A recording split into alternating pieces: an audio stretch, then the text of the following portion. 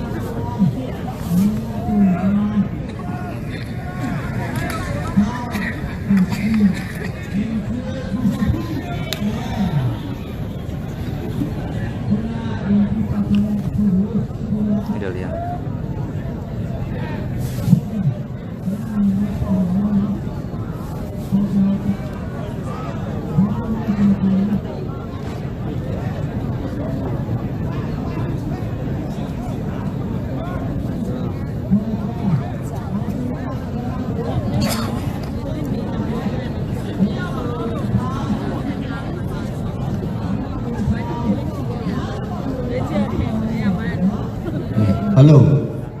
Hello. Really amazing man. Tadi new ane biro. Oh, lalu lulai apa pilu satu ku, jenama ayano pucu angsan deh, jenama kalau kain tak kusu deh, ya kalau mau susah biro pilu satu kucu jaga. Ada pilu satu tadi new deh, uji dia upawan.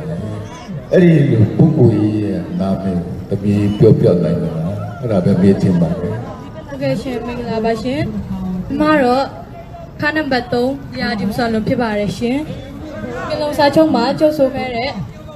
jauh ni ama paun keret, dua ro, tong sakup pibaresin, alung beci so pibaresin. Agak baru, dia pibaresin. Tapi pisuan ini memang ero, karena pibaresin, coba kan.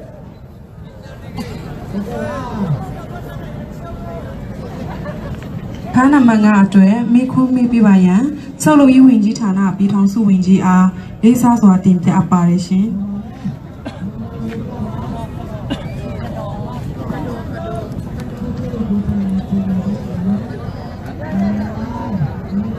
ဆောက်လုပ်ရေးဝင်ကြီးဌာနပြည်ထောင်စုဝင်ကြီးကတော်ဖြစ်ပါတယ်ရှင်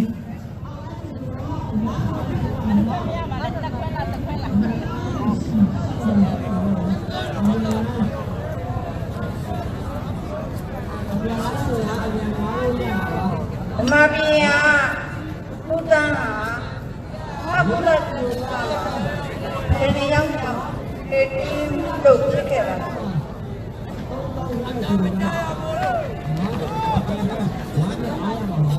Mabia, putan, tanah, apa lagi nama? Ini yang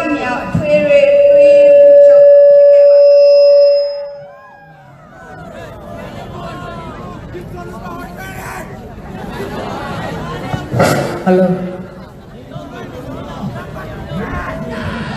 3ယောက်မြောက် မ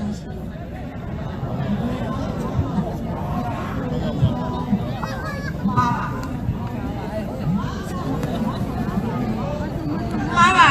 တယ်၄ယောက်မြောက်ပါ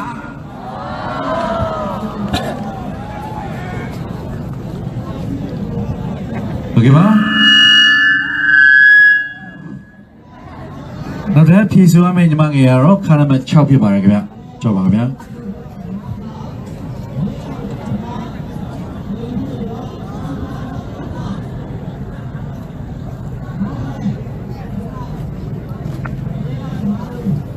Number 6အတွက်မေခွန်မေးပေးပါရန်လမ်းဦးစီးဌာနညွှန်ကြားရေးမှူးချုပ်အားလေးစားစွာတင်ပြအပ်ပါတယ်ရှင်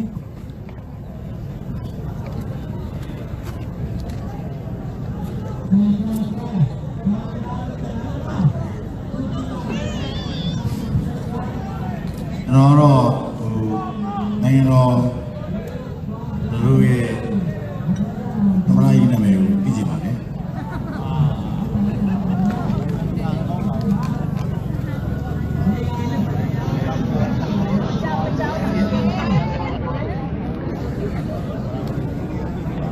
တို့နိုင်ငံရဲ့သမ္မတနာမည်ကိုသိကြပါလေ ဦးဝင်းမြင့်ဖြစ်ပါရှင်သမ္မတဦးဝင်းမြင့် မှန်ပါတယ် ကျွန်တော်မေးနေကျွန်တော်ပြင်ဟုတ်ကဲ့နောက်ထပ်ညီမငယ်ကတော့ခါနံပါတ်9ဖြစ်ပါတယ်ခင်ဗျာ ခါနံပါတ်9အတွက်မိခွန်းမေးပေးပါရန်ပြည်နယ်စိုက်ပျိုးရေးမွေးမြူရေးတတုနဲ့တစ်တော်ရေးရဝင်ကြီးမြို့နယ်တာဝန်ခံဝင်ကြီးမှမေးပေးပါရန်လေးစားစွာတင်ပြပါရရှင်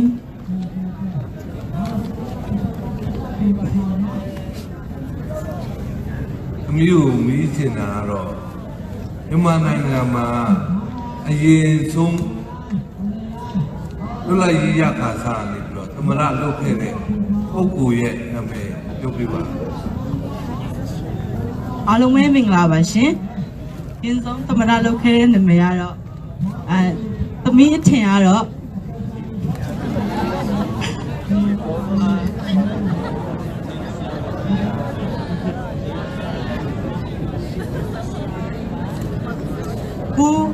ဦးနေဝင်းလို့ထင်ပါတယ်ရှင် ။ဒီအဲ့ဒါဆိုမှားပါတယ်။အမှတ်မရပါဘူး။ဆက်တော့ဦးဆက်ဆွေတိုင်းဖြစ်ပါတယ်ပထမဆုံးသမရနော် ဒီစစ်တမပါတယ်ရှင် ခါနံပါတ်10ဖြစ်ပါတယ်ခင်ဗျာ ခါနံပါတ်10အတွက်မိခွန်းမေးပေးပါရန်ပြည်နယ်လူမျိုးရေးဝင်ကြီးအားလေးစားစွာတင်ပြပါရရှင်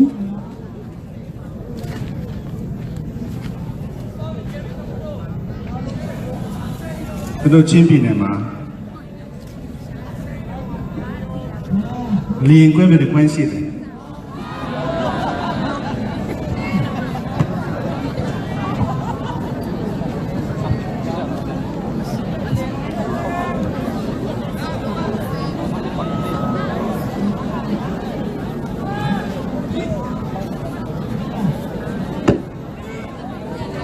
မင်္ဂလာပါရှင်မင်္ဂလာပါရှင်ပြင်ပြနိုင်ပါဒီကတော့နေ့ 慢慢的，你少年人的关系吧，好。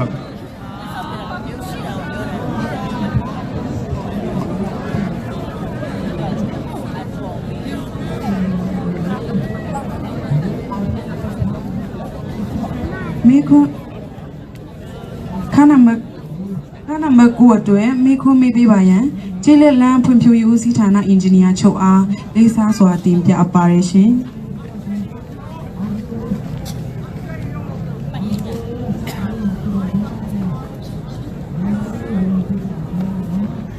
သမီးတို့လွယ်တာလေးပဲမြင်ပါတယ်သမီးတို့ချစ်စီလေးမြို့တော်လေးပြောပြပေးပါချစ်စီလေးမြို့တော် တီးတိမ်မြို့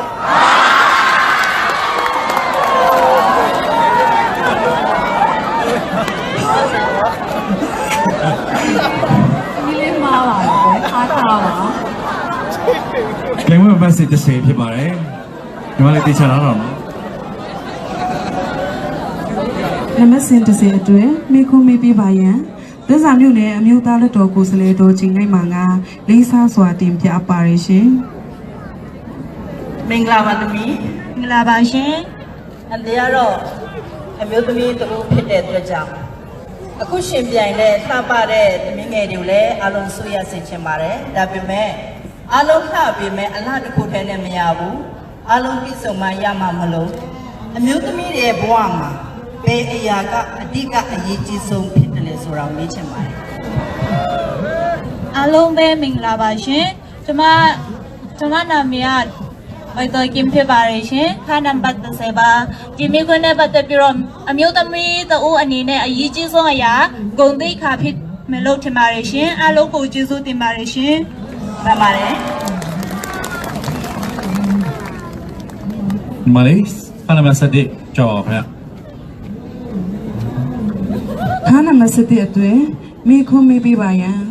ဒီတိမ်မြို့နယ်အမှတ်9အမျိုးသားလက်တော်ကိုယ်စားလှယ်ပိုးကင်ကန်လျာအားကြီးလေးစားစွာတင်ပြပါရရှင်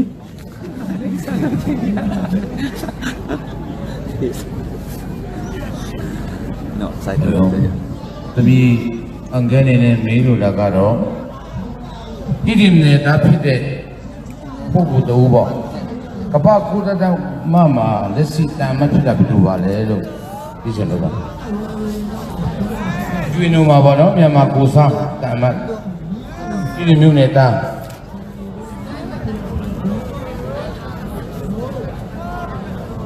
ယူနေတန်ယူအန်တာနမတ်ပေါ့နော်မြန်မာပြည်ကိုစားဒီနေတာကဲပါကျေးဇူးတင်ပါတယ်ရှင်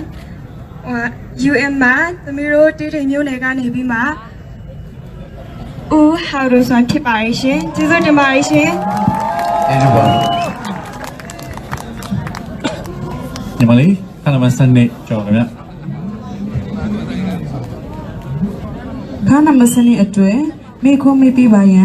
တရားဦးစီးဌာနဒုတိယညွှန်ကြားရေးမှူးချုပ်အားလေးစားစွာတင်ပြအပ်ပါတယ်ရှင်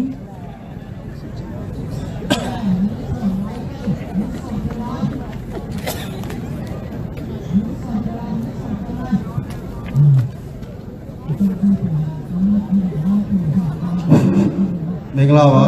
ဟုတ်ကဲ့မင်္ဂလာပါရှင်မင်းဒီ Miss ဆူရလို့ရှိရင်မျိုးသမီးတို့တွေအတွက်လုပ်ပေးပါလေသမီးဒီ Miss ရခဲ့ရင်ဆိုရခဲ့ရင်သမီးဒီဇိုင်နာကိုဆက်တက်မယ်ဒီဇိုင်နာပြီးရင်သမီးပညာမရှိတဲ့သမီးတို့သမီးနဲ့အခြေအနေသူတွေသမီးကစုပြီးသမီးပြန်စက်ချုပ်တင်တန်းကိုသမီးပြန်ပြီးတော့ချင်းနေရှင်ဟုတ်ကဲ့ရှင်ကောင်းပါလေကျေးဇူးတင်ပါတယ်ဟုတ်ကဲ့ရှင်ညီမလေးတက်ရှူလာနော်ပြီးတော့နောက်ဆုံးပြိုင်ပွဲဖြစ်တဲ့73ပြပါလေခါနမ73အတွဲမိခုံးမိပြပါယံကြီးလက်လန်းဖွံ့ဖြိုးရေးဦးစီးဌာနဒုတိယညွှန်ကြားရေးမှူးချုပ်အားလေးစားစွာတင်ပြပါရရှင်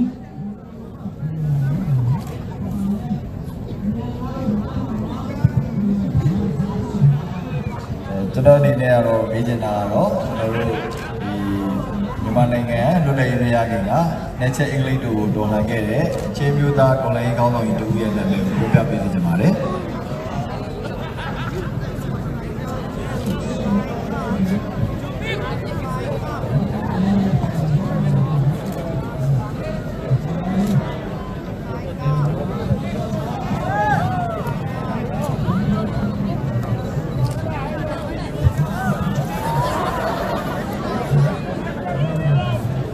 ဦးဖိုးလိုက် ဟုတ်